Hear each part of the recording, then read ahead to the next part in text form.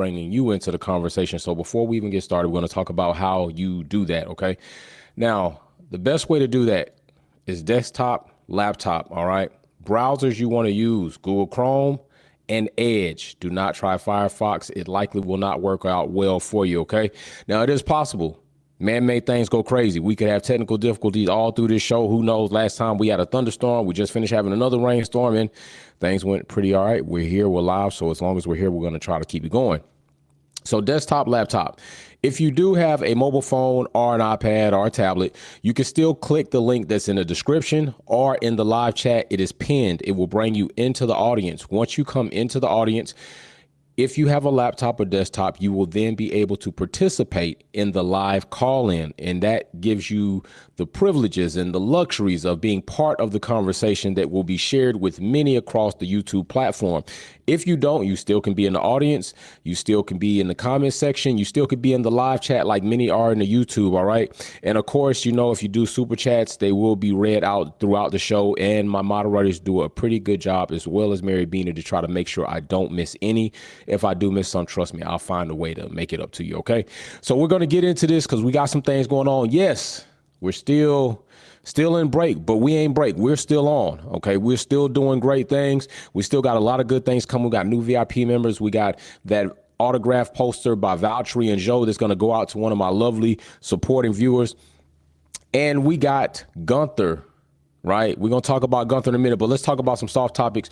We heard about rumored lawsuit over at Williams Racing, which, you know, just kind of brings about a gray cloud up on a very good day within the season that Williams is having. Now, I don't know what all the legality situations are with that, or if it's even completely true. There is a struggle for that. There is money involved. There are claims of adultery going on in that as well, which is nothing that you want to play with. And yeah, so that team's already going to have a blemish going into the rest of this season. Hopefully it doesn't derail them. So with that, let's talk about something a bit more on the top shelf of topics that people are wondering about: the Lewis contract. And although this is a soft topic, I honestly would like to hear what you think about it. Okay, these are the two questions. What would you like to see for Lewis in a contract from Mercedes? And what would worry you if you saw it in comparison to his contract? Okay, so what would you like to see? What kind of contract would you like to see Mercedes give Lewis, offer to Lewis? Because they're not giving him anything. He's earning everything he's got.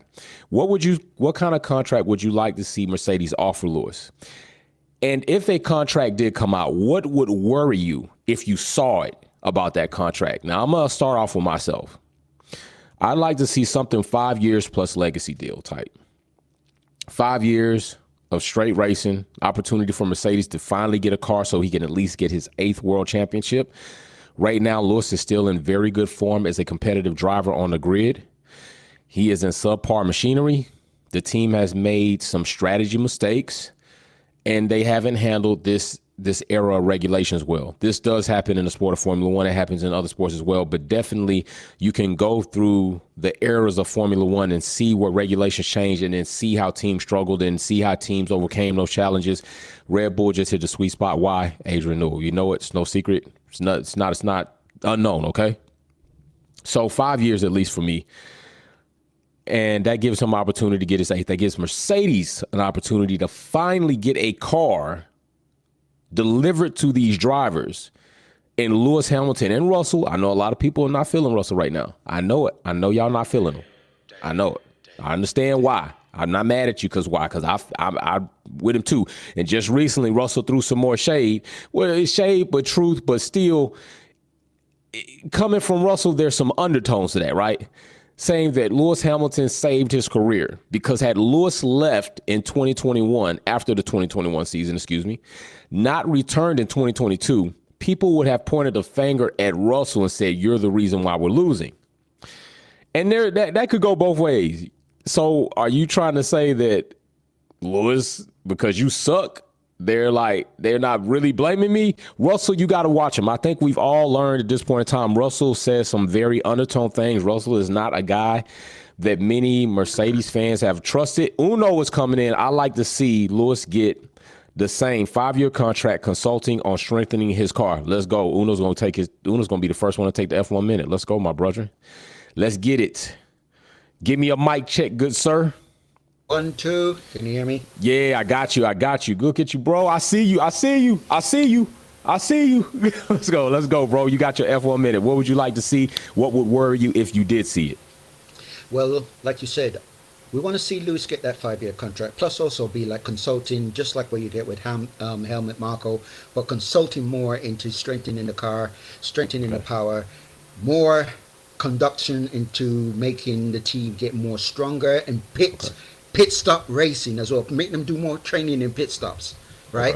And learn more importantly, the strategy of the tires. Okay. Because sometimes, again, when it comes to decision, Lewis is the one that's giving the feedback, not them.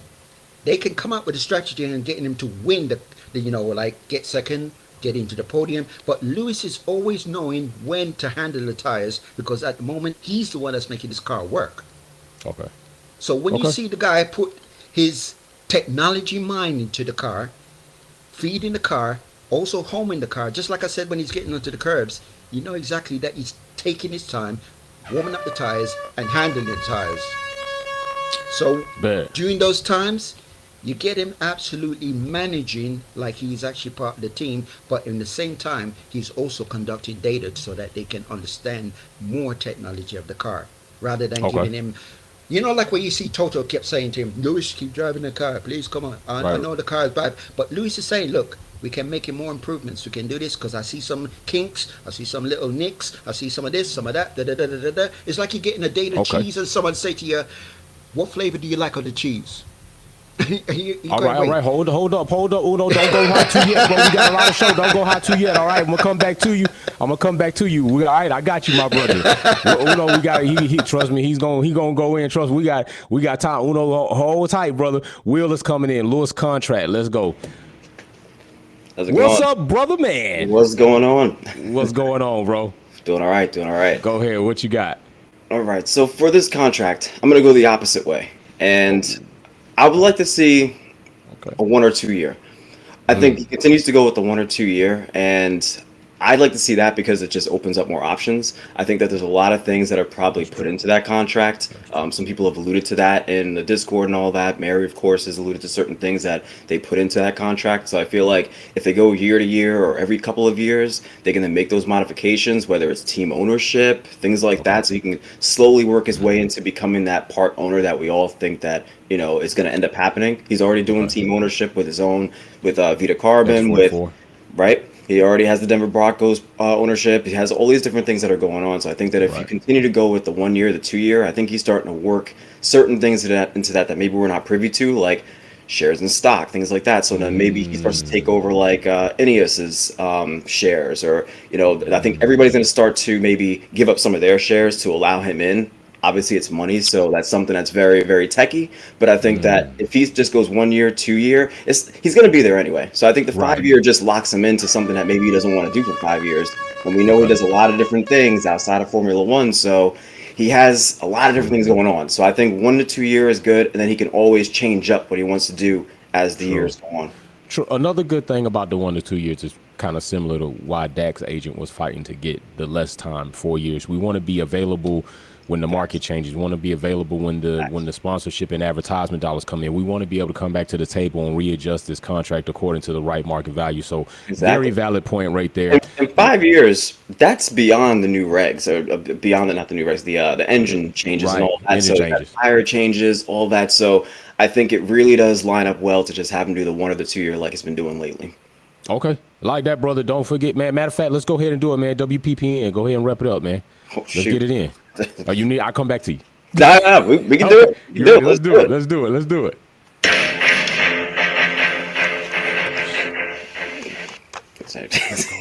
go. Let's do this. Let's start out with, our top story is going to be the silly season predictions. We're going to weigh in on that. But let's start out with a big shout out to our grudge race winner, S450 rider. We know him as Paul Kozlowski in the YouTube chat. His first grudge race win at Hungary yesterday. Paul put it on pole in quali. Then in the race, he drove it like he stole it and gapped the field by over 10 seconds in the first few laps. Literally drove off into the sunset. For those of you that saw it, it was a sunset at Hungary. That was kind of nice to see that. Safety car comes out late in the race with a couple of laps remaining. But then S450 hit the turbo button on the restart. Told some guy named Will I Am to just move, get out the way, drove off into the sunset again to secure the top step on the podium. So congrats to S450 on his first grudge race win. Fast big shot on that. So let's move into our WPPN F1 silly season predictions. These are all from yours truly. Some things we've seen out there as well from other people. First one, we'll start with Kyle Lamy doing a comeback in 2024. That'd be nice. Let's move into the teams. Red Bull, Verstappen stays. Perez is out. Ricciardo's in. Beats Verstappen in equal machinery again. Verstappen rage quits Formula One altogether way before his contract expires. Perez comes back to fill the vacated seat. Damn. Ferrari, Santander and Sainz stay. Leclerc and Giovinazzi swap their Formula One and World Endurance Championship spots for a one race only. Leclerc races at the 24 Hours of Le Mans, Vive la France, the whole Monegasque France thing. And Giovinazzi races at Monza 2024. Grazie, ragazzi. All part of a huge marketing campaign to sell Persangways, 812 Superfast hats or something. I don't know, whatever Ferrari's something like that. Aston Martin. Fernando Alonso calls the AMR 24 a GP2 car at Silverstone, their home race. Fights Lawrence Stroll in the paddock. Loses. Lawrence Stroll is way bigger than Fernando. I think he's like 5'6". So that's not going to work. Then he goes to Alpine again because Renault, that whole thing. Lance Stroll stays, of course. And Felipe Drugovich is in. So, Mary, there you go. We got Felipe in, but that's how it happens. I stand by it. These are all going to happen. So, Alpine. Ocon stays. Gasly back to AlphaTauri because Yuki misses his bestie so much. And then Dorian Pin, the Parisian pocket rocket, will get the second Alpine seat. Listen, I can dream, right? We're going to get her in Formula One, so that's how I think she gets into Formula One. AlphaTauri, we're already saying it's going to be Yuki and Gasly again. So I came up with some terms maybe for the bromance, like they had Carlando and all that kind of stuff. So maybe we can call theirs Pookie, Gaznoda, Sully, Star Trek, Nano, Live Long, Prosper, Working Mindy, Spock. I'm working on that one. That one I'm just kind of, yeah. We'll see how that goes. Right. Sauber, Bottas leaves to go make coffee, compete in the Tour de France alongside his girlfriend, Tiffany Cromwell. They love cycling. Picks up painting great flora and fauna landscapes showing off his bare derriere. Joe stays, and Teo Pourchaire, my guy, he's in after winning the 2023 F2 season. I think he's going to win. McLaren. Pia stays. Lando stays. Zach Brown hands over the reins to Andrea Stella as CEO and team principal, so he can go live his lifelong dream to drive Dale Earnhardt's 84 NASCAR on the track at Daytona. Unfortunately, he will drive it onto the track during the 500 week illegally. Volusia County sheriffs will arrest him immediately, and he will return to McLaren as CEO. Oh, shit. And Williams. Albon stays. Sargent stays as reserve driver. And Jack Aitken comes back to Williams to exact his revenge on George Russell for those GP3 incidents. They battle all season long in 2024. And Mercedes. Hamilton stays. Russell stays. But the 2024 season battles with Jack Aitken takes so much out of George Russell that he retires shockingly, like Nico Rosberg. Ooh. Yeah, he's out. So if he's out, then Mick Schumacher steps in his seat to be rear gunner for Hamilton.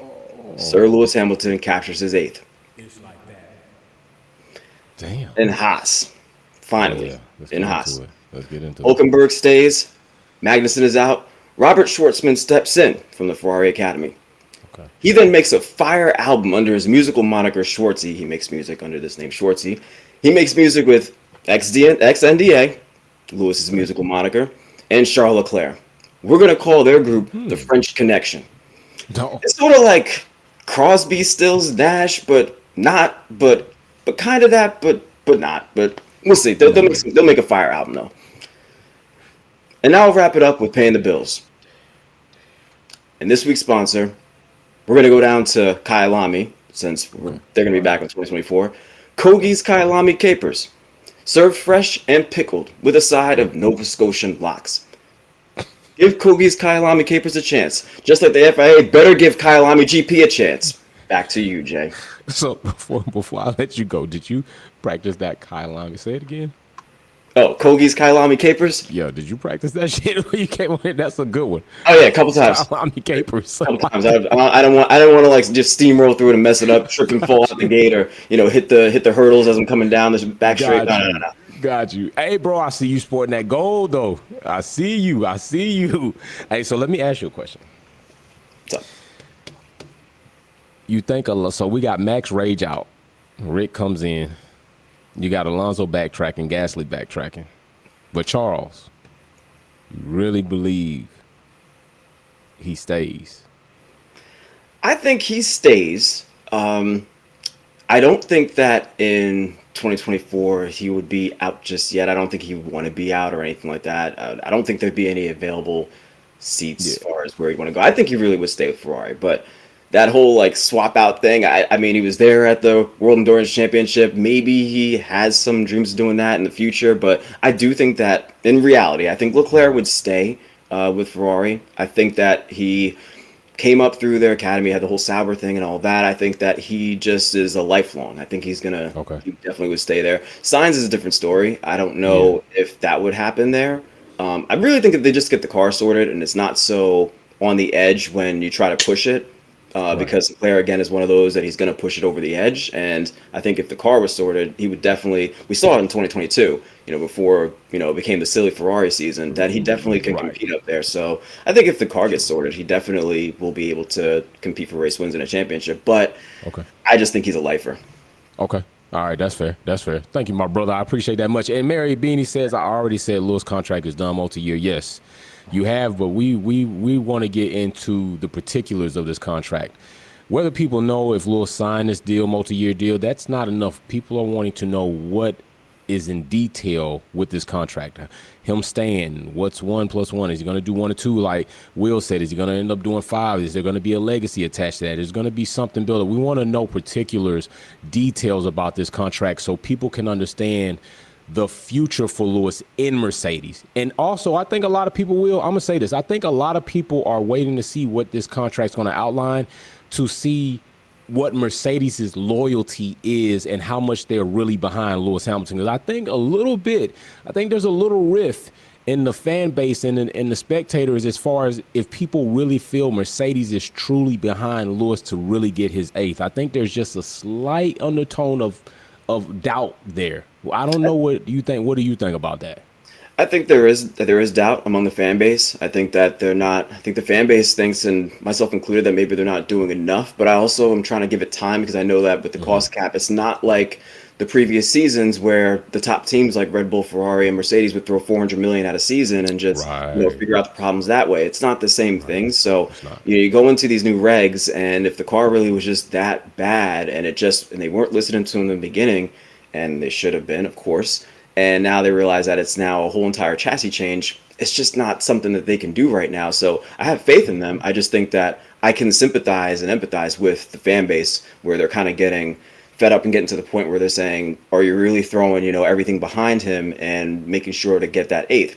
Right. I think they feel like it's a lot of just a lot of talk. We've seen Toto out there with Stefano and saying that, we need to get him his 8th and smiling about it. And I feel like people just feel like it's all just words at this point and they're not really putting anything into action. But I think that we'll be able to see more of that in the coming season, just because the other changes that they can do, whether it be the rear suspension or the chassis and all that they can't do it right now just because they're constrained by the cost cap. Now, once next year comes around, I think then at that point we can see if all of those things will pay off. The winter comes around and they're able to put this I'm like losing track of all the cars, W15 or 15B, whatever they want to call it, into play. Then I think we'll be able to, get a better judgment on that. But I definitely Cool. sympathize with the fan base. I can see the frustration.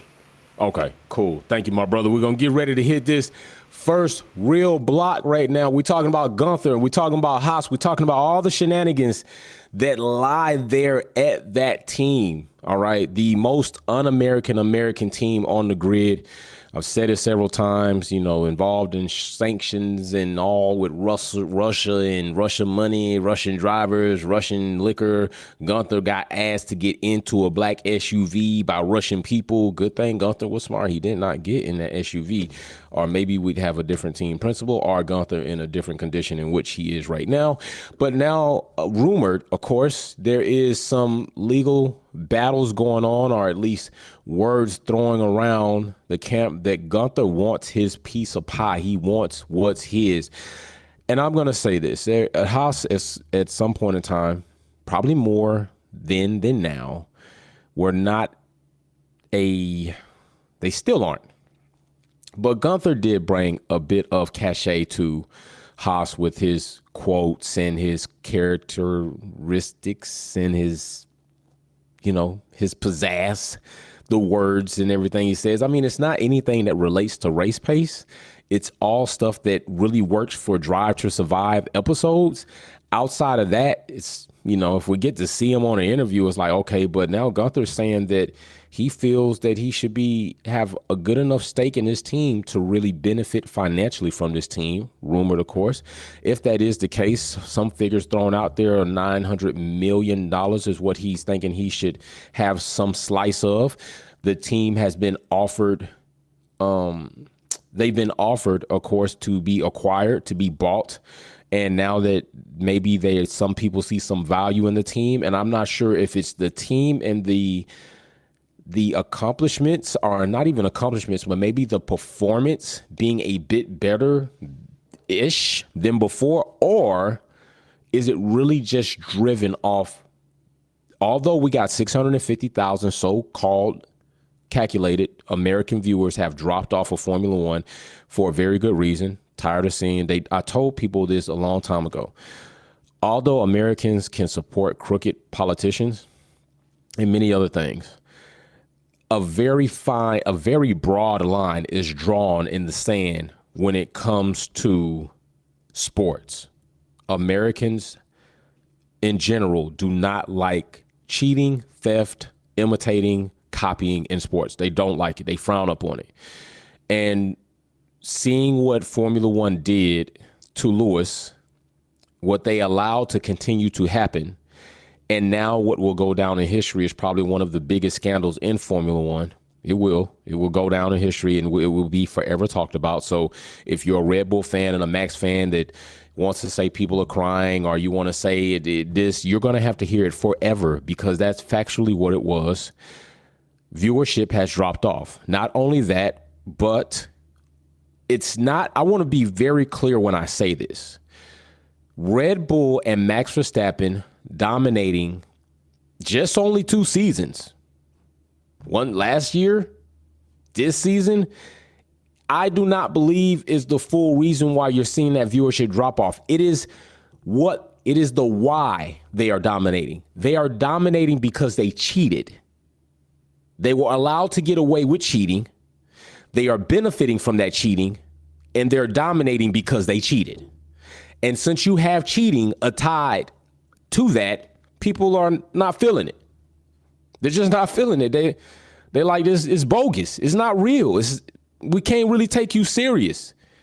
And I believe Max Verstappen knows this. I believe he feels this.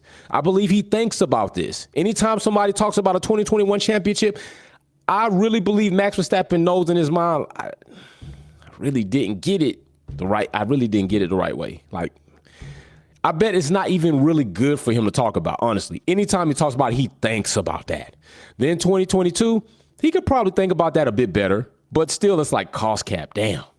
And that's team. Max is not in there in the books working the money out, but he's still the driver. He's still the number one. You got some part in that. You got to know something. Be implicated. You got to know something, but still it's tarnished. This season, Although we haven't heard the cost cap results, we haven't heard any developments or any progress on that, he still can breathe a bit better. But it's still like you're only in the dominant car because you all spent over $2 million more than your other fellow competitors that adhered to the cost cap regulations, and you didn't. And then you got a little pat in the palm and you were allowed to get away with it. So, like Thanos said, unfortunate for Max, but I don't feel sorry for Max, because Max has the characteristics that of what we call Red Bull, which is pretty trash when it comes to like your character. His driving ability, hey, he could drive straight up. So Gunther, I think that's all part of it. And now Gunther is wanting his money because he feels like he's part of HAAS's development. And we're going to see if this actually goes to a lawsuit. Danny B says exactly, the cheated twice, 80-21, and then the cost cap, straight garbage. Danny B, what's up? So now we're going to see what happens with Gunther and HAAS. HAAS absolutely have the room for these shenanigans.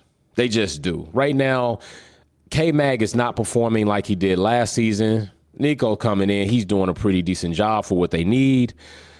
They're the white Ferrari on the grid, and nobody really looks to HAAS to do anything. When HAAS does something, it is overwhelmingly surprising. When K-Mag got pole position, although we knew all the dominoes that had to fall in order for that to happen, it still was a very exciting moment because K-Mag, to see somebody get something, they work hard. It's not that he doesn't work hard for it, but it's that the hard work he puts in is only going to go so far because the team can only go so far because of the development and what they have and how they work and the organization and drivers they have. So when you see a moment like that, truly, I was happy for K-Mag and even HAAS. Even Nico this season, happy for that. But HAAS doesn't really do anything overwhelmingly great for Formula One. But still, the increase in American viewership and the interest in the GPs. We got Las Vegas, we got Miami, we got Texas. I told you all 2 seasons ago, don't be surprised when you see a 4th GP in the United States of America. That right there is a cash grab. And HAAS, why not? They should be the cheapest team on the grid to buy. They should be. Honestly, cheaper than Williams. They should be. So people are going to offer to try to get their foot in the door. And if they're going to offer, and that's something that's out there, Gunther probably wants his money. So I don't know what you all think about that. I don't know how you feel about it, but we're also going to get into a topic that I definitely want to hear a lot of people chime in. Now, I'm going to tell you this. Remember, F1 Minute's more about you than it is about me. I'm going to talk a little bit, but I got no issues going through these topics, getting off, get me a nice bowl of purple grapes, and just chilling and going over more content than I'm just going to make later this week. So I'm not really chilling. But anyway, still, it's more about you. This is the option for you to talk. It's the ability for you to talk. I love to hear you talk. I love to hear your perspectives, your views, all of that good stuff. So let's get into something that's going to get pretty spicy, shall we? Let's go ahead. Let's just go ahead and get into it. Let's just go ahead and make it happen. Let's go ahead and get into it, because I know right here, this right here can probably get spicy. So I want to go ahead and get into the Danica Patrick speaks bull crap. All right. Women don't have a competitive edge. Now, I'm paraphrasing. I'm going my way of them, but I'm throwing, just words out there, how I'm taking it. Women don't have a competitive edge. But let's really look at what Danica said. Let's check out what she said. Let's check out some quotes from Danica Patrick. All right. Let's check this out. So Danica says, and at the end of the day, I think that the nature of the sport is masculine. It's aggressive. You have to handle the car, not only just the car, because that's skill. Yeah, Danica, no duh, which females have skill. But the mindset that it takes to be really good is something that's not normal in the feminine mind, in a female mind. I was literally blown away when she said this. That last sentence got me like, are you serious? Young Scarlett, you just scarred her.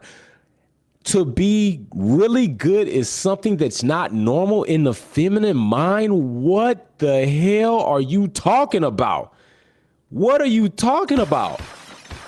I couldn't believe that she said that. I wonder what Serena thought about that. I wonder what Lisa Leslie thought about that. I wonder what the Trackstar Richardson thinks about that. I wonder what Clarissa Shields thinks about that. What do all these women that have accomplished far more than Danica in their rightful sports think about her saying that it's really not something normal for the female mind to think about being really good? That's crazy. I'm bringing Uno in. Now, everybody, we're going to try to stick to the F1 minute, get everybody in, okay? So, Uno, hold on, brother. I'm bringing you in. I'm going to get your F1 minute. And if you got to, you could come on back, bro. I got your F1 minute. Let's go. Goes right. Let's just get into it. I don't know exactly what she was really saying too, because at first when she came on the sports in Sky Sports, everybody was like, "Yeah, this girl's good," but then again, her tactics and her talk was just coming like she has been in Formula and IndyCar race for how many decades. Well, when she was talking back in her time when Matt Baker was asking about her childhood memories and all her times growing up, how hard she worked to get into that IndyCar. Who brought her into IndyCar? Who got her into NASCAR? Who got her there? When she basically should have been proudly saying, I as a woman should definitely make other women follow suit. Because look at Naomi Shifts. Naomi Shifts is proud enough to actually get a W Series to follow suit. So imagine those two together, and say Naomi heard her say that crap. I reckon she'd give her the dirtiest look that you could ever get from that girl, to say, I don't want to talk to you. Because what you just did, you put women under your feet, that is, and disgusting. Yeah, Uno, that's true, bro. That's true. We're going to get Kenny B, and you got to come back because I got a question for you. All right. Kenny B says she's right. Oh, my gosh. Kenny B, can it be? What's going on, my brother? Let's go. So you got your F1 minute. Are we just not admitting that hormones? Are we just not admitting that hormones play a part in male and female personalities? Yeah, our testosterone makes us more aggressive personalities. She's just. But hold on, Kenny B. Hold on, because I'm gonna give you a. But listen to what she says. She's not. Listen to what her last statement is. She says it's the mindset that women don't have to really be good is something they don't have. The mindset to really be good, not your physical ability, which is then impacted by your testosterone level, but the mindset to really be good is something. You would agree with her that females don't have a mindset to be good or great at something? I think people are missing, and I might be I don't want to misquote her, okay?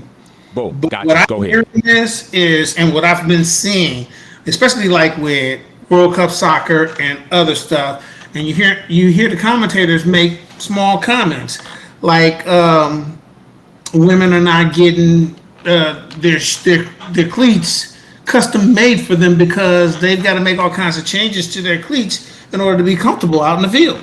Stuff like that, and talking about how women are getting more ACL injuries than the men are in the same sport over the same time period, and they're talking about physical challenges and stuff like that, or physical differences between the male and the female body. The bottom line issue is women are catching up with the fact that we've been competitive for a long time. We're used to it. They're just more competitive. They're still learning how to get used to it. They're behind us in the race. That's what she's saying. That's what I think she's saying. I'm sorry. Okay. That's what you think she's saying.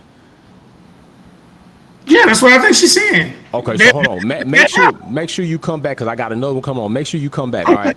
I got a question I want to ask you. We're gonna give a little bit more time, and then we're gonna expand as we move on because this is gonna be a topic. So, okay. Kenny B is saying that he thinks that women are behind us when it comes to being competitive. So-called. You heard what he said. I might be paraphrasing, but he's saying that they're behind us and they're catching up. That's what he's saying. He also made mention that maybe he could and maybe I could take it different, but I do know this.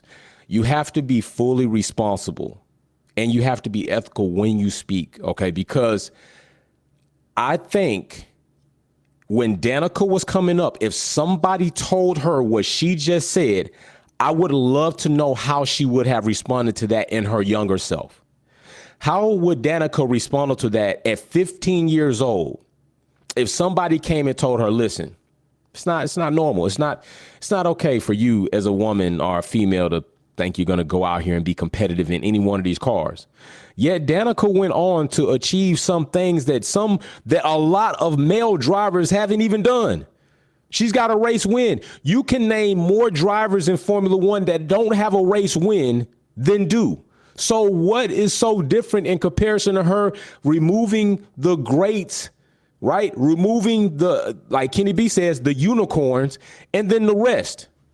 What is so like when you go down the grid, you have to look how many of those drivers actually have race wins. How many of those drivers have championships? How many of those drivers don't even have podiums? How many of those drivers don't even have fastest laps? How many of those drivers have never sat on pole position? Yet Danica Patrick has some of these accolades in the sports that she's competed in, far more than even a lot of men have.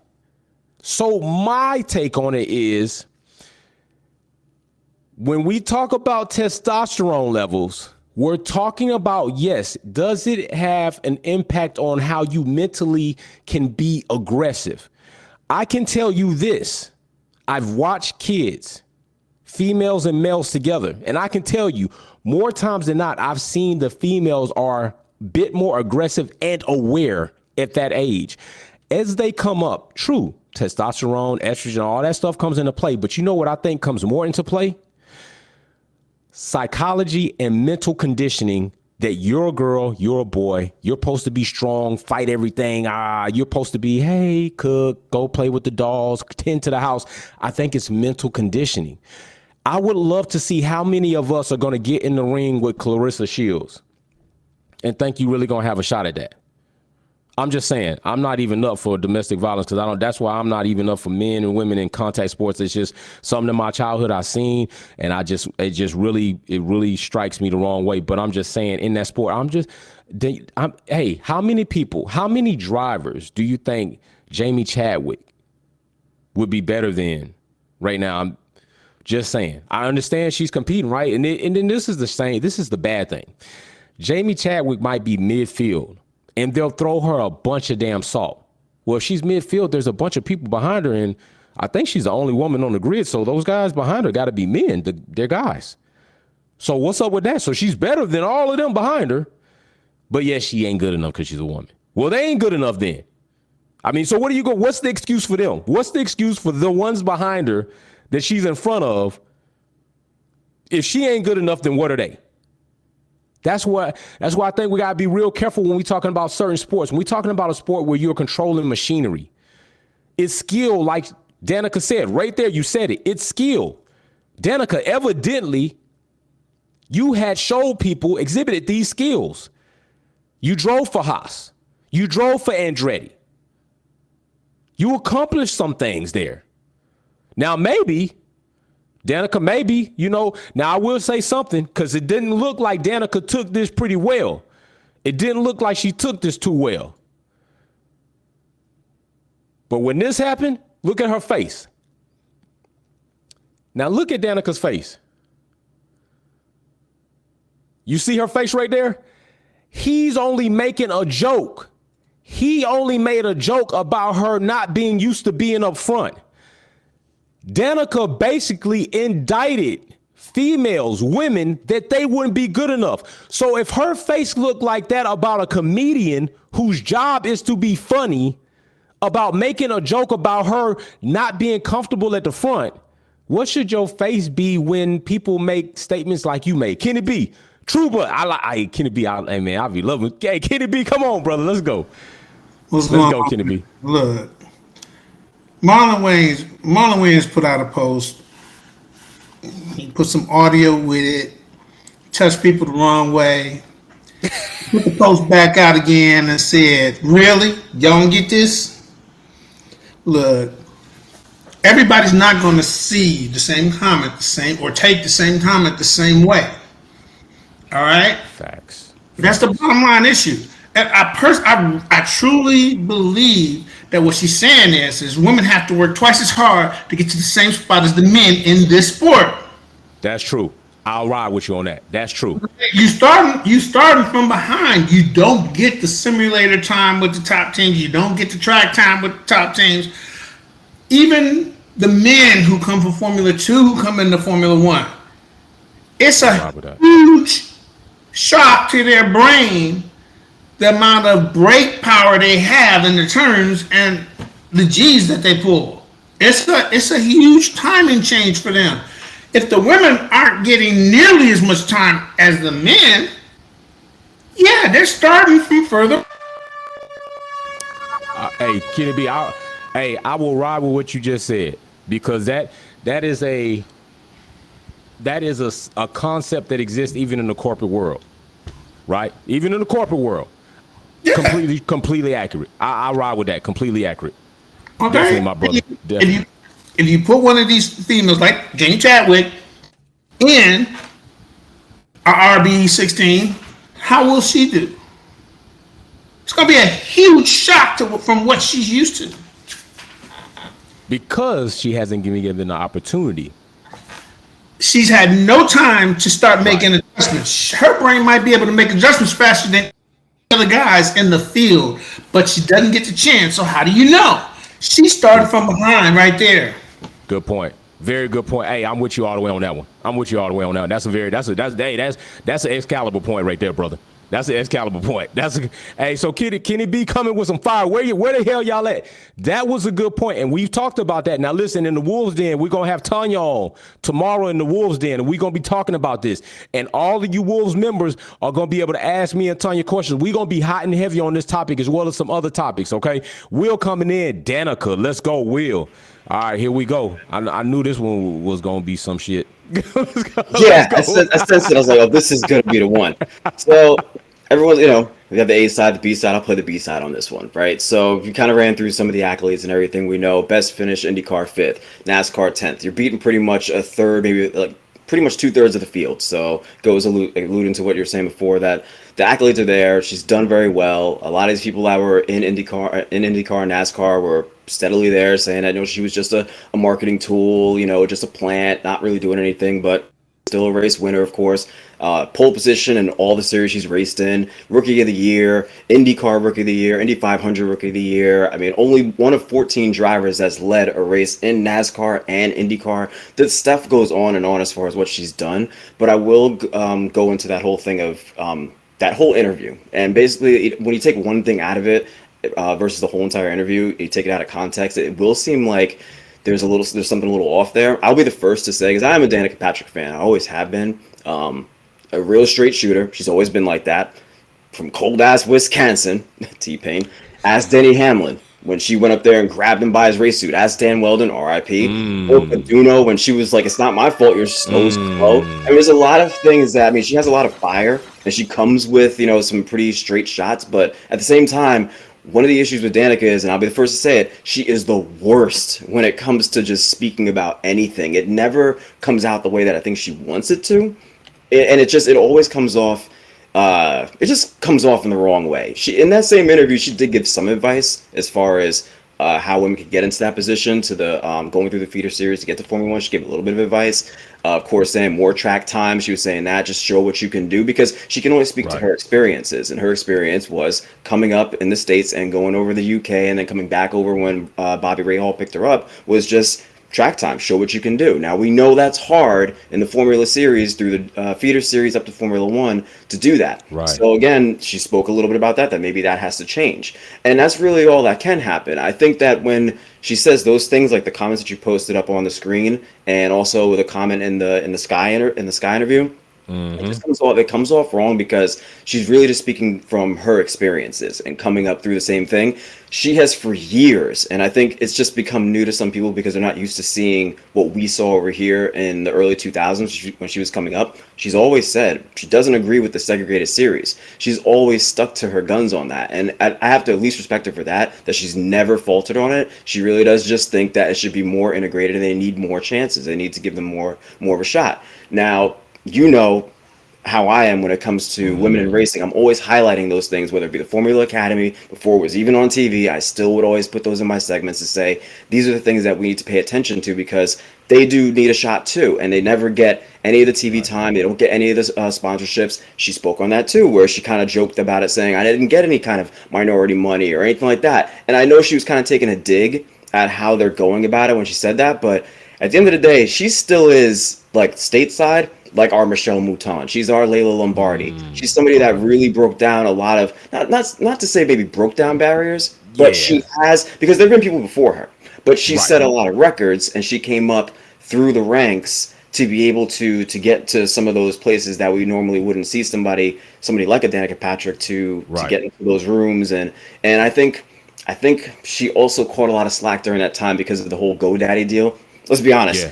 That was where a lot of people kind of like went a different route with it, just because this is like this pretty young racer, that whole thing, like, but it made her money. She basically created that whole entire company. Without her, it would have never succeeded. GoDaddy. So that was one of those things. Right. So I mean, it's just everything came together at the right place at the right time for her to succeed. And again, like you were saying, like Kenny was saying, there's a lot of things that she was able to accomplish during that time. She just doesn't know how to profess what she wants to say. It just comes off wrong a lot of times. This is not the first time. And I just want people to look back. She has done this and she's stuck to her guns on this. She thinks that it should be integrated, shouldn't be segregated, and just show what you can do on track. It's a little easier over here, but we know how it is over there in the Formula Series, and she just probably isn't too well educated on that, I guess. All right. Appreciate you, my brother. Appreciate that. So, yeah, 70 Dodge Man drops a Wolfpack membership in there, and Jason Bright picks that up. So, yes, Kenny B, very valid points. Uno, very valid points. Now, I will say this. Jamie Chadwick is 12th in the standings. There are 25 drivers on the grid. 48%. That means there's a lot of guys behind her. She's 12th. The first season, there's a lot of guys behind her. There's 25 guys on the grid. So, I'm just saying. Just think about that. She's 2 spots out of top 10. Just saying. First season. So Kenny B make a very valid point, and I agree with it. Access, the ability, which is what F1 Academy is supposed to be bridging. Danica Patrick, if you do mean well, you need to do better at speaking so you can do well. I'm going to say that, okay? If you do mean well, you need to do better at speaking so you can do well, because what you did here was not very good. What you've done before has not been very good. How you present yourself has not been very good. And some of the things you do ain't very good. But I'm not criticizing you any more than I would criticize Brundle for his BS when he's on the grid. You know, he does some horrible things. And so we'll see what happens going forward. We'll see how that goes. Uno, Danica must have some PR, gave her some line to say what's on paper. Gonna let Uno go in before we go to the next segment. All right, Uno, go ahead, brother. I have to agree, because you know how she can come out with what even Kenny says. I even said, right, along with you, yeah, she worked her ranks, she done so much, but that's where she has to set the bar to herself, to the others to follow suit.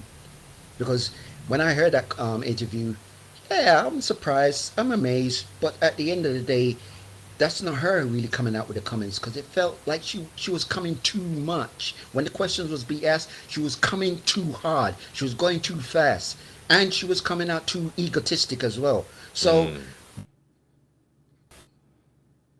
you are pushing things to say. You get blind. You don't know exactly how to handle cameras. But from her point of view, she has been a camera girl. She started out from back in her days, but it takes like baby steps. Now that she's done so much in her time, she's got to go back and to see those times to bring to the others, younger generation, female girls who wants to say, I want to do like what she done. Jamie Danica should have done the same thing, but I don't think that was her saying that. Okay. All right, I got you. Okay, so Uno says he don't think it was fully her. Uno's letting her off a little bit easier than I am. I do think it's her, a bit some, and I do think it's some other, but he's right about her response reflex time. But I do think Danica, this is her, and I think it's a little bit of gatekeeping as well. Alex is coming in and says Danica word vomit. All right, Alex, let's go ahead and go, bro. You got it. Here we go. What's going on? I can't think of a more fitting phrase than stay in your lane. Mm. You do not need to be an expert on gender or gender theory or what it means to be aggressive as a white woman or what it means to be aggressive as a black woman or what it means to be aggressive as a woman or what it means to be aggressive as a driver. Just stay in your lane because you're not really giving what needs to be gave, and what we're asking for is racing content. I'm not saying shut up and dribble. I'm saying make comments that are going to continue furthering Fair. the people you know that you identify with, period. I would like to know what a feminine mind or a female mind is, what the adverse of what she's speaking about. Can she give examples of that and what that looks like? And there's a trend, I think. No, there is a trend, and I think she is possibly word vomiting herself into this trend of picking a side because the American audience is coming in. And if you live in the States, you know what the media is talking about right now, what Right. politics are talking about right now. And if Right. you can sprinkle in a little bit of that, or you'll catch some ears and you'll catch some wallets of the point. target audience. And who not better of a messenger than Danica Patrick? Because that just don't make no sense. I just hope she's not that stupid. I really liked her too, and I you know, sometimes you do. I run my mouth. Everybody run their mouth Right. just too much sometimes, and it happens. But what, girl? Why would you do You're like, that? don't Why do would it. you say that? That's embarrassing. Shut up. Right, appreciate it, Alex. Alex said no. So Alex said no, don't do that. And it's so awesome to have you back. Alex said no, don't do that. Danny B coming in, he's saying, whoa. Big shout out, Mary Beanie. Danica has verbal diarrhea. She can't help herself. Danny B, what's up, my brother? Let's go. I thought I tied Kenny. This is so hilarious. Kenny, there we go. Let's go. This is so hilarious, man. Okay. Max Verstappen, would we all agree that he's a very overly aggressive driver? Yes. Okay. Do we have a clue where he got it from? Yeah, probably his assault His daddy. father, who was a Formula One driver, right? Right. And Okay. more than that. Right. Who raced at a time where that's what they thought was the difference between these guys and the guys at the top. If you could be overly aggressive as a driver, you needed to be overly aggressive to push it on the track. They felt they needed that edge to live and be able to be competitive. Right. We forget. Let's be fair. He was aggressive off track too. Okay, right. Okay, but Right. did we forget that this is where Danica came from? Around clowns like this. Okay, she did Formula 3 and Formula 2. Okay, so why are we looking at her through a different lens because she's a woman? No, she ain't a woman. She's a race car driver. They hired her because she's a former race car driver. And if you expect her to have a different mentality than any other male race car driver, you're wrong. Ooh, Danny B, that was a hot one. That was a hot one, bro.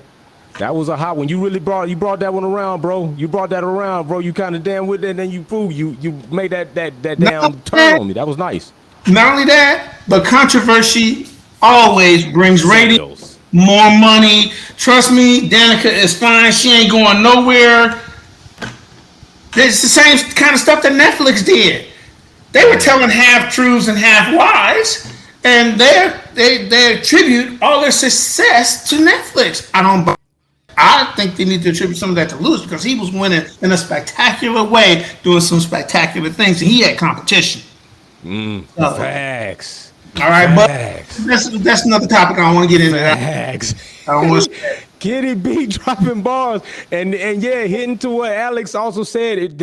Alex mentioned that too, dropping some of those breadcrumbs and those seeds for the American market. Danny B came with y'all coming with some hot ones right now. Kenny B, my apologies. Kenny B dropped SR71 type level shit right there. That was a good one, the way he tied that up. True. We have to look at that because a lot of people want to say Max Verstappen aggressive. And I always said that aggressive off track. Don't forget about his, his domestic dispute situations, just overly aggressive. Max carried those characteristics. But as far as on track as well, and I ain't going to lie, I got to be real with y'all. I got to tell on myself, because if we ever get on a go-kart track together, you'll see that, God damn, Jay is hella aggressive. I am, but Kenny B, that was a very good point. Y'all coming with some shit. Alex, Kenny, Will, Uno, this is another hot one right here. This is another hot one. Damn. So listen, we're about to get into this next one. I want to know what y'all want. I want to know what you all think. I want to know what y'all think about this. I want to know how you feel about it right now. The next segment we got coming up, all right, is F1 inspired supercars. Which one would you want? All right. Which one you want and why? All right. That's what I want to know. Which one would you want and why? All right. So we're going to go over these F1 inspired cars and talk a little bit about them as well. All right. Now I'm going to tell you right now, boom. One of my favorites is this one, the 911 GT3 RS. Very, very, very well inspired Formula One car here. If you don't know, the Swan hung wing on the rear, DRS activated system by the driver. Also in the front fascia, there are air dams in there that also will actuate with the rear wing for downforce. This car sounds absolutely lovely. Absolutely lovely. Comes in at $250,000. Clocked at a top speed of roughly around 184, 85 miles an hour. 0 to 60 in 3 seconds. Horsepower is 518. All right. The next one we have up that you can choose from. I want to know which one you would do. Matter of fact, we're going to go ahead and put a poll in the chat while we at it. All right. I'm about to put a poll in the chat right now before we go to the next ones. So I'm going to go ahead and put the 911 Porsche in there. Then the next one we have, of course, and you can't go without this, the Mercedes 1. Definitely. All right. Adjustable suspension when you put this thing in race mode. You already see up there on the fenders, the drag reduction system. All right. You got it. Not the drag reduction system, but the air dam system right there is going to give you more downforce. The downforce system. This car is definitely a piece of art, is definitely there. Right now, you got this car. It's about 2.7 million, I believe, is what it's going to cost. I think Valtteri had one delivered, if I'm not mistaken. 218 mile an hour. All right, 0 to 60 in 2.9 seconds, just a tenth off of 3 seconds. All right, front DRS, front downforce system on it. Horsepower 574 horsepower. All right, now this is another one that I do like. All right, the AMG 1. The next one we have is a very mutt-made child mixed in with Red Bull and Aston Martin, which I don't know how Aston Martin came together with Red Bull to develop this car, but the Valhalla. Aston Martin, okay, the ticket that you get, the Warriors get to cross over into the great land. This car is beautiful as well. Also F1 technology in it, more on the electronic side and the accessory side of controlling this car. But this is what you have. And I want to know, which car would you want? And I want to know why you would want that. All right. So in the poll, we got that up there. I want to see some people come on and tell me which one of these cars would you want and why would you want it? That's what I want to know. I'm going to tell you me right now. I'm going with the Porsche 911 GT3 RS. That thing is absolutely beautiful. Sounds absolutely awesome. Drive Porsche is made to be. I know. I was waiting for Baraka. I was fishing and I got one. I knew Baraka would come in on this, bro. Kenny B coming in next. Baraka, what's going on, my brother? What's going on? All right, man. So let's hear which one you want and why do you want it, bro? You got your F1 minute. Tell me what's up. So first off, I want to say that you're right. Hey, I can't lie. There's no better German manufacturer than Porsche, in my opinion. I don't know. I think I saw one as a kid and I was immediately hooked to the point. BMW, Mercedes, Audi couldn't turn my head any other direction. It was always Porsche or nothing else if I wanted something German. It sounds good. It looks good. It drives good. What more can you say? You can't say anything. I can't say the same for all the other German manufacturers though, because there's always some flaws with their cars, especially Mercedes and BMWs with their maintenance. Oof. Yeah, it doesn't look good. And then I know the AMG one, even though it has an F1 engine, it took them God knows how long for them to at least make it street legal because they had problems, like major problems. But I also have an honorable contender in this. I'm surprised you never Oh, mentioned it.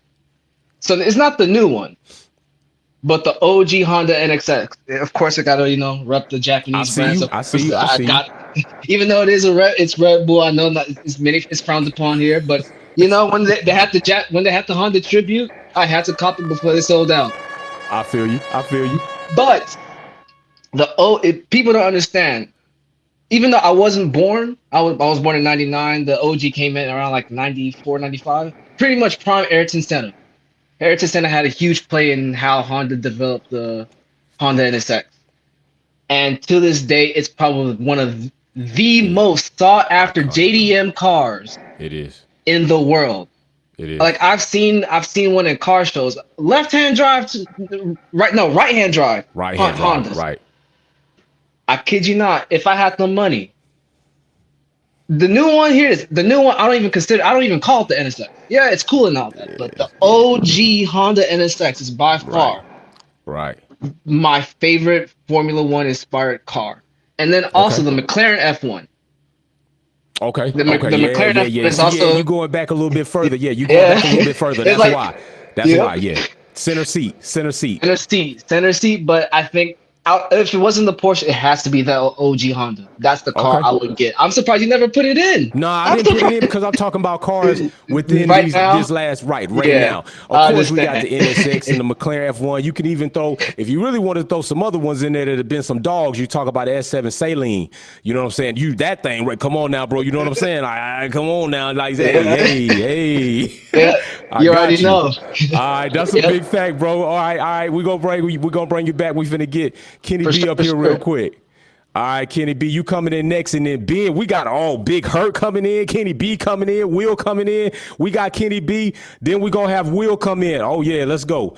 Now again, we talking about these cars. Which one would you want and why? Go ahead, Kenny B, what you got? What is a dream deferred? What is a dream deferred? It's Nothing not that you your got. question. Okay, well, forget that one. Right. Your question was, what is a F1 drive? One of the top F1 inspired cars. Are you No, kidding? that's You not the kidding? question. Okay, what was the question? The question is, which one would you want and why? Okay, all right, good. Okay, still in the same ballpark.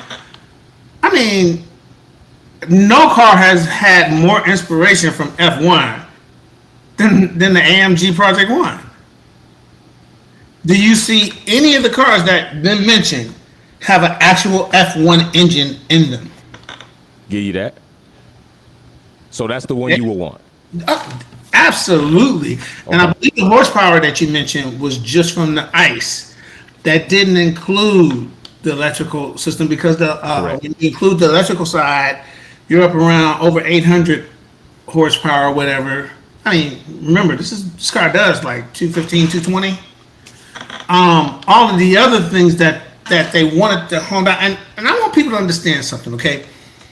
When you say we're going to make a car and we're going to sell it for $2.7 million, we're only going to make 250 of them, and you sell out before you've delivered the first one, that doesn't mean you're having problems with your car. It means you are asking the engineering gods to make something extremely great. You set the bar way the heck up there, and everybody believes you're gonna get it. So much that they gave you their $2.7 million up front and waited 5 years to get their car. Who does that? Well, the real problems here were not just the engine. You bring in an F1 engine that they have to actually warm up with warm fluids overnight before they start the car the next day. They bring up the temperature in order to open up the gaps and the tolerances in the cylinders because they don't want to scratch the walls and lose performance. You're heating up the metal before so you got to take this same engine and make it so you can do this in the real world. It's not something that's easy to engineer. Is True. it? True. That's true, bro. That's true. It's just the engine. Look at the other stuff they got going. Come on. Yeah, that's true. Now, So whoever said I could have put you on blast, but when you talk about reliability, Mercedes is known for their reliability. Believe that, especially in their engines. now I will say this. I saw the test of the AM, not the test. I saw somebody who had one, did a YouTube video. It did fail there at the drive. The AMG one did have a failure there at the drive to the point they couldn't finish the video. Now that does speak to this. At that point, could you have so much F1 spirit in this car to a fault that you're delivering a car to the public? Yes, you could. Okay. But that's a huge gamble. They stuck their reputation on this car. True. I mean, remember, Formula One started with millionaires. They didn't give a damn about the spectators. It was about the million. They catered to the millionaires because they wanted their money, right? Right. Facts. Okay, well, this car that's Formula One. Got you. Good point. Good point. And those are the ones you really don't. Right. Hey, man, I gotta let Baraka come back at you at that Kitty B. I gotta let him come back. Hold on. Hey, Baraka, you gotta come back on that, Baraka. Hey, we got the mechanic in there. It says Merc AMG GOAT 1 wins, hands down, not even a question. Good, crafted the beauty itself. I don't need to say the rest. Merc stay winning. He also says going with the Porsche. Nah, something ain't right. Big Bro Wolf. New Netflix movie would clone Jay. You clone Jay. Damn. I'll give some flack right there. All right, so listen, we about to bring in Big Hurt real quick. Then we got plenty of people lining up. Even Baraka. Well, we got Wildcat. Then we coming down. So hold up. Wildcat, go ahead, bro. You got the mic, man. You got your F1 minute. Let's roll. We got to try to stick to this 6 second. We got a line building, bro. Go ahead, bro. What you got? Yeah, I got you. Which one? All right. So, honestly, the one I would pick is actually not how you didn't include it. You got to pick one that's on the list. Then you can give me an alternative. All right. So if we go with one on the list, I would personally say the AMG one. Why? Kenny B kind of nailed it all on the head. Honestly, he kind of took the fork right out of my mouth. Right, Kenny B, he did. So, aside from the AMG one, if I had to honestly choose, and my hands are kind of tied in 3 different directions, honestly. One, it got revealed, at least to my knowledge, at the Goodwood Festival of Speed. They did have it there. The McLaren Solus GT. Single seat car, but at the same point, this thing runs on not only just ground effect, but also over the top aero, and it has a closed canopy. So you are pretty much locked in this thing. And when you think about it, with this whole RB 17 project that Red Bull's working on, McLaren pretty much took the punch on that one. Now, where Red Bull did have on Aston Martin comes up to my other tied for number 1, the Aston Martin Valkyrie. Yeah, the Valkyrie is also out there, right? To me, is a rocket ship. It just looks mean. It looks menacing, but it's also based on current Formula One tech by way of ground effect through the floor is what sucks it to the track. Watching videos of Nico Hulkenberg piloting this thing around Silverstone, this car was hooked up to the track without him even doing a warm-up lap, getting tires up to temp. The car was just glued. And Red Bull, where they say Red Bull had inspiration in it, is because Adrian Newey actually helped Aston Martin with the floor technology behind the Valkyrie, which is why the Valkyrie can do what it does. But so I'm kind of at a 3-way tie on AMG 1, the Valkyrie, or the Solus. All right, that's a bet, bro. Let's see what some of the other brothers, let's see what some of the other people in here think. Let's see what some of the other people think.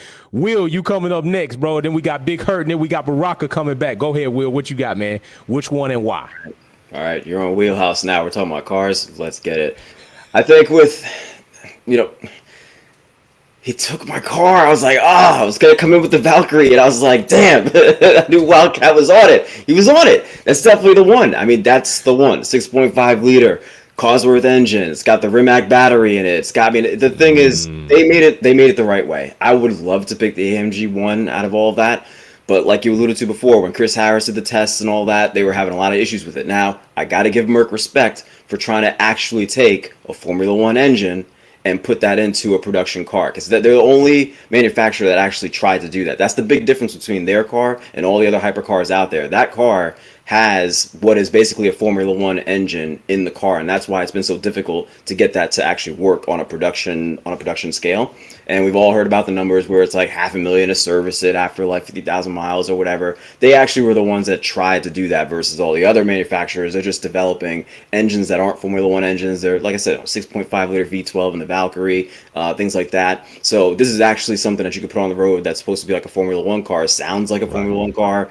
That's a very, very difficult thing for them to pull off. And so I know they're having issues with it. If they didn't have the issues, I'd pick the AMG one, but the Valkyrie's at the top of my list. If I had to pick a car, though, that would be my track car and bring it to like NJ Motorsports Park or something. It's got to be the GT3 RS, because Porsche actually supports all of the people that they're very, very big in supporting the people that own those cars. Right. It's like having a Miata in the Miata Club or something. Like, it really is like that. They don't care if you modify the car. They don't care if you do tunes or anything like that. They actually back the owners for all the different series and stuff that they do. And the only reason why I know that is because I'm a big German guy. I've had like 4 BMWs over the years, and now the Volkswagen GTI. You guys have seen me post Greta, in the Discord and all that. So probably gonna get like a TTRS after this, because I really want to get back into like a little like coupe, something that I can like turn into like a baby R8. If you know about the TTRS, it's basically a baby R8, so you don't have to spend close to $200,000. You can spend maybe 70 or 80 and get something that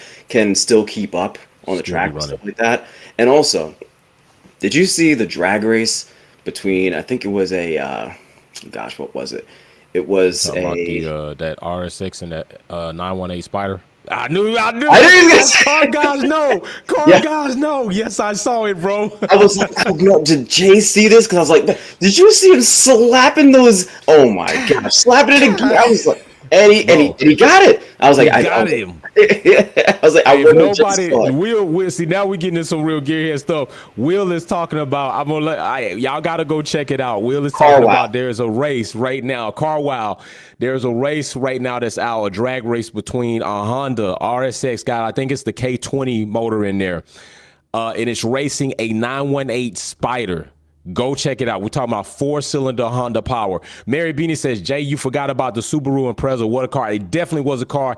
Definitely not in the league of these cars that we are talking about, but the Subaru Impreza was definitely a car. We bringing Big Hurt in real quick. Big Hurt coming in for his 60. Hey, what's going on, fam? Long time no see. What's happening, bro? What you got? Which one and why? All right. So first I want to say the Solus. I was looking at a video about an hour ago, and the Solus, one thing I will say with that car, one of the driver said that they do have to put a line on there and warm up the oil to like 50 degrees before they start the car up for a period of time. So I was like, what? That's crazy.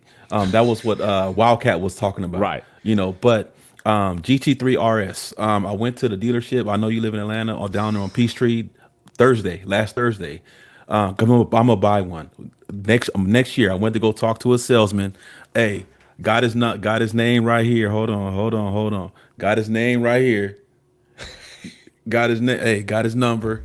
I'm gonna get one. I'm specing it right now. Amethyst metallic. I'm working for that. That's why get that. We got to do a video. Yeah, I'm on this computer. I'm trying to build my business up. I'm gonna get that because that DRS wing, no other car has nothing like that but a hypercar. Nothing like that.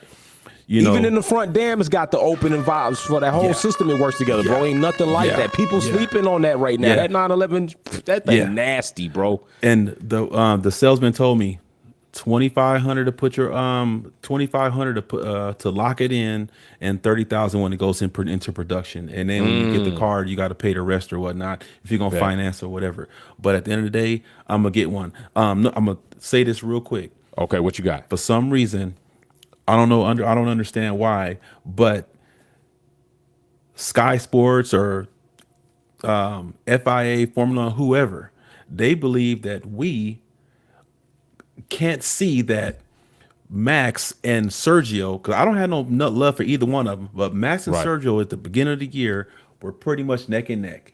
We can see with our own eyes, basically, that like the last race, Sergio, the other races, Sergio, his car is a little bit faster than everybody else's, and he keeps like, what was it, a 4.4 second lead, and now all of a sudden his car gets slower, and Max just passes him over. It's like, oh my God, Max, he's such a phenomenal driver. Oh, he's so his car is like a rocket ship, and he just, oh my God. I'm like, we can see the fix.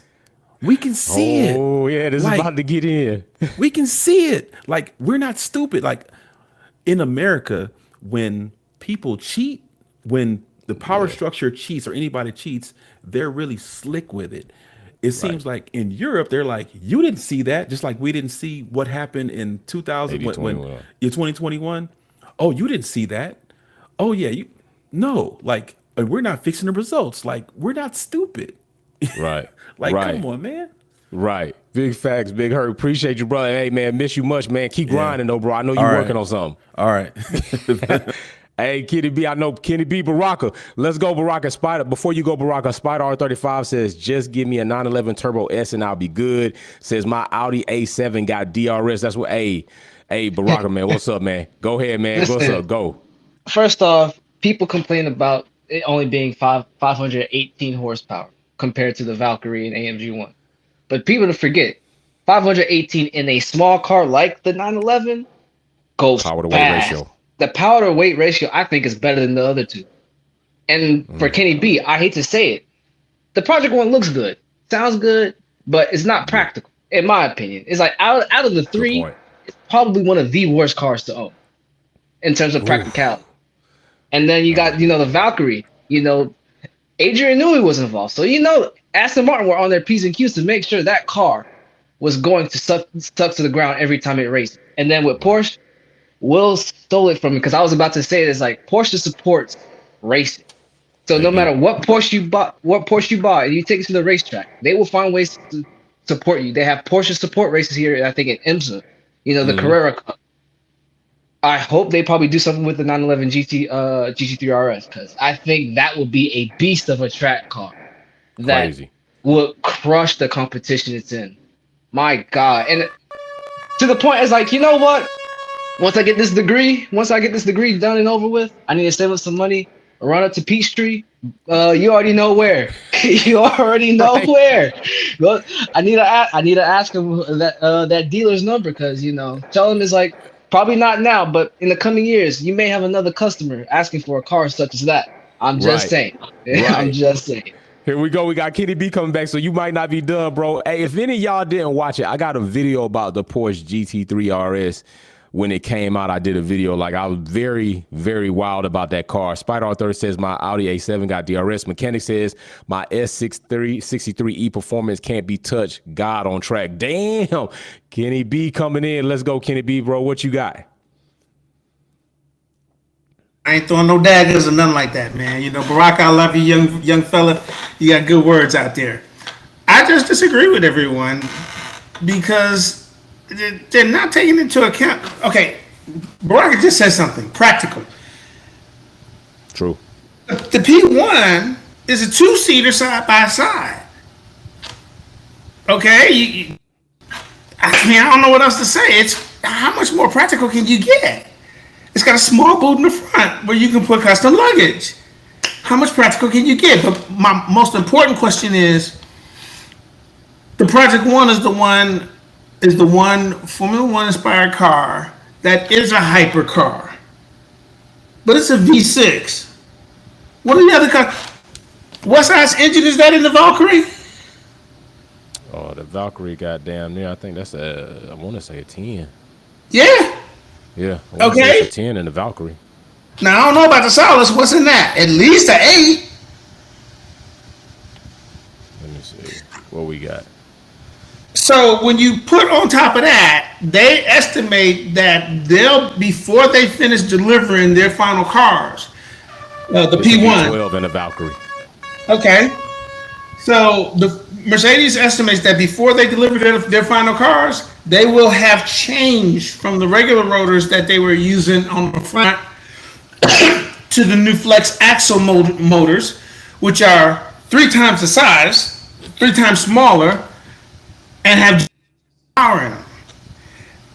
So, I mean, those are the new rotors coming out for electric cars. Those are also the rotors that they're going to be putting in their AMG cars. Okay. Okay, so they're taking different technologies and mixing them together to make that car the most high-performing car street legal car that you can put on the track. And I think they proved that on the Nürburgring. No. He gonna put a stamp on it. Kenny B coming in here with his sauce. He coming in and sauced up. I'm just fighting back. He just fighting back. He fighting back good. Kenny B fight.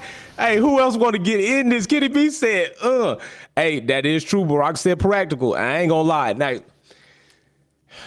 there has to be a point. Now, Spider R35 says GT2 RS is a better track car than the GT3 RS. That car is also nice, by the way. Good one right there. Mary Beanie says, I want an Audi Q8 e-tron or an Audi R8 V10 Santana, please. That's what I'm talking about, some cars floating around.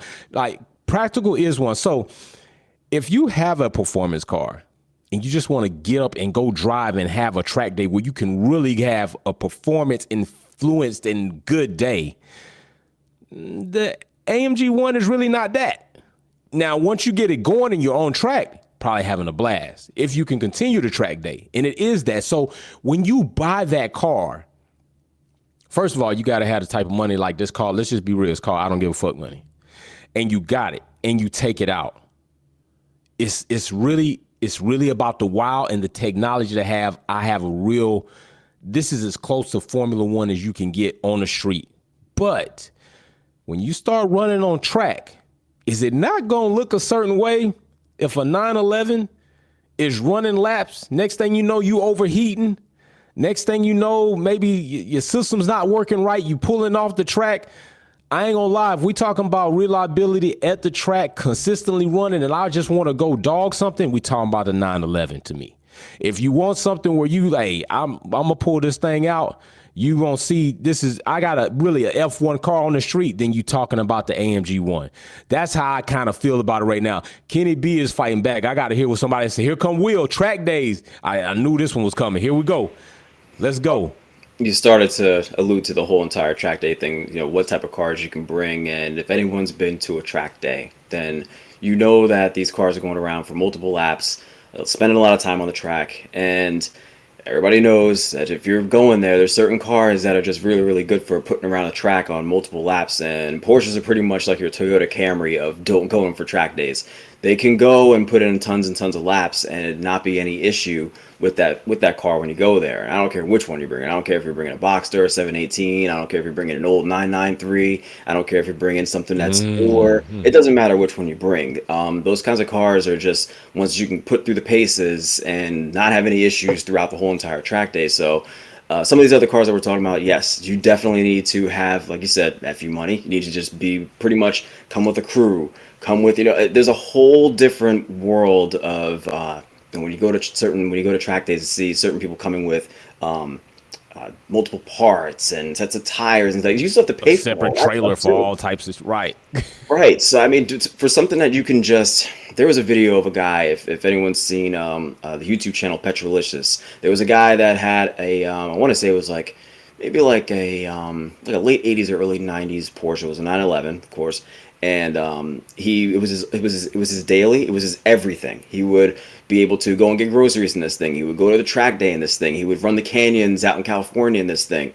And it was just, and it wasn't perfect. I mean, the thing had scuffs on it. It had but it was still his everyday car. He could do whatever he wanted in that thing. And I think it still always is the all-purpose car that you can run at the track. You can still do, like I said, run and go grab groceries or whatever the case may be in it. Rear engine, rear wheel drive, you've got a little bit of space up front. You have there's a lot of things that you can do with a Porsche versus any of these other cars. Of course, those are hypercars, but Those do come with a price tag. They come with a whole different experience when you go to the track. Some of these cars, like you go with some of these Ferraris, you don't even keep the car. They keep the car. You know, when you look at like FXXKs and things like that, they keep the car. So, you know, for something that you can actually go get into an allocation, like Big Hurt was saying, he knows if he's going through this process. Now I'm dipping into my years when I was a young car salesman back when in my early 20s, get into an allocation and actually, you know, pick something up, whether it be a GT3, a GT3 RS, GT2 RS, any of these types of cars, and then be able to have the full support behind Porsche behind you, and go to a track day with a nice set of brakes, nice set of tires, because that's all you really need, and make sure you have whatever it is that they need to, you know, allow you on the track, and just run laps. And the cars that I've seen, you see things like the car I have right now, a GTI. You'll see a lot of minis out there, a lot of Porsche, definitely Miatas. Porsche. You'll see a lot of cars out there that Miata. those are your reliable cars that can do lap after lap after lap. Sure, there's a few other cars out there that are, you know, in that supercar, hypercar territory, but there's usually not that many. You go to those tracks, you don't see that many out there. They're usually going overseas to these like crazy events and things like that where Caffeine they're and octane. First of the month.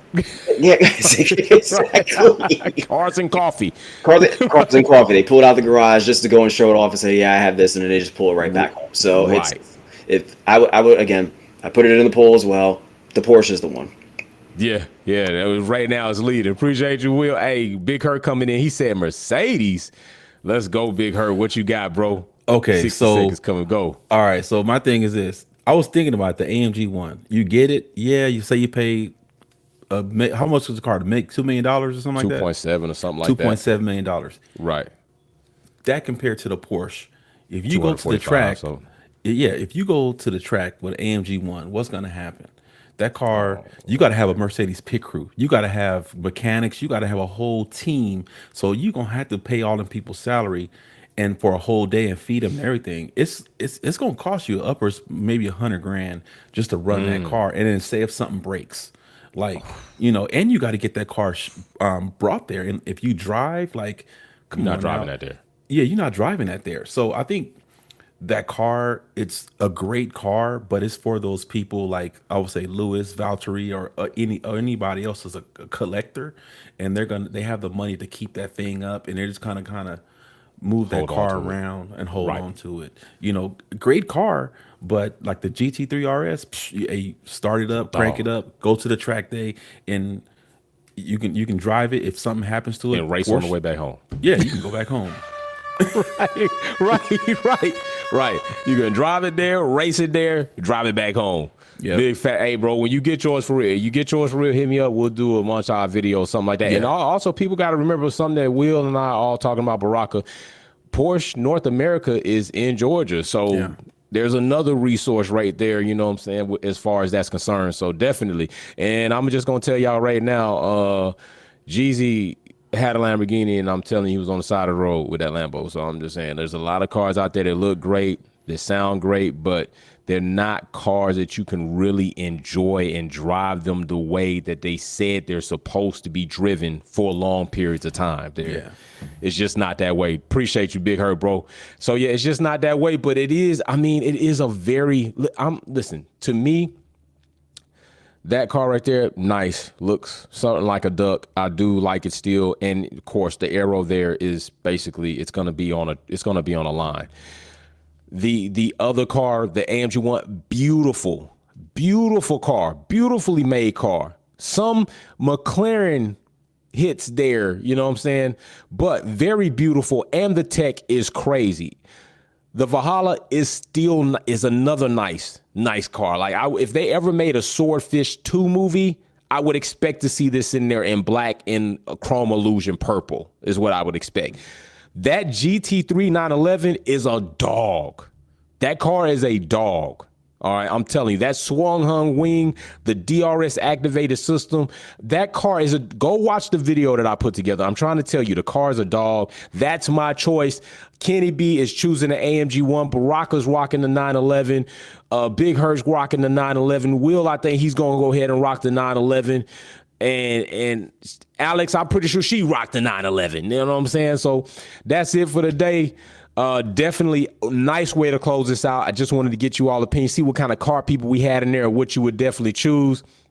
Been an awesome episode. We're going to be back this weekend on Sunday with another e-race. We will be in Spa, so come join us for that live e-racing. If you want to participate, make sure you send me a friend request on EA Sports platform. I look at those Saturday night before Sunday and accept those requests, and then I look again Sunday morning before we actually go into free practice. Please remember, we have two important things happening as soon as we jump back into a Grand Prix weekend. We have a new VIP member. We also have coming up very soon in the weeks to come is the giveaway for the autograph poster by Valtteri and Joe for the Emilia Romagna flood victims that this platform, you contributed funds to help those people, found a way to give back to you. Autograph poster from Valtteri and Joe. Somebody's going to get that. All right. So stay tuned for that. Listen, awesome episode. I absolutely loved it. Glad everybody came around. Glad people that participated. Awesome chat about Danica. So we will see you all soon. Peace and love. Wolfpack out.